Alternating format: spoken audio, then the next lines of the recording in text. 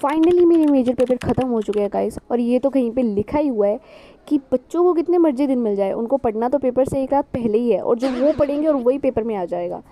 तो मैं कॉलेज गई, वहाँ जाके रिवीजन ली, फिर हम अपना रोल नंबर देखने चले गए। और इस बार हमारी किस्मत बहुत ज़्यादा बुरी थी कि मेरा सबसे लास्ट बेंच पे और मेरी फ्रेंड का सबसे पहले बेंच पे आया था, तो चीटिंग का कोई मतलब ही नहीं। फिर मैं घर गई और घर जाके मैं तनु के साथ जाके सो गई क्योंकि मेरा सर बहुत दुख रहा था। फिर थोड़ी देर बाद तनु भी उठ गई, मैं उसके साथ बहुत ज़्यादा खेली थी, तो वो कितनी क्यूट लग रही है। फिर शाम को हमें भूख लगी तो गोले वाला आ गया था, तो हमने अपने पेट को ठंडक देने के लिए गोला खाया। और फिर नेक्स्ट डे मौसम बहुत प्यारा हुआ पड़ा था, बहुत ज़्यादा प्यारा, ठंडी ठंडी हवाएं चल रही थी। और कई दिनों से गर्मी बहुत पड़ रही है, तो ये तो बहुत लाभदायक था हमारे लिए। फिर पेपरों के चलते हुए मेरी अलमीरा बहुत ज़्यादा मैसी हो चुकी थी, तो मैंने अपने कपड़े आयरन किए और उनको तय लगाए।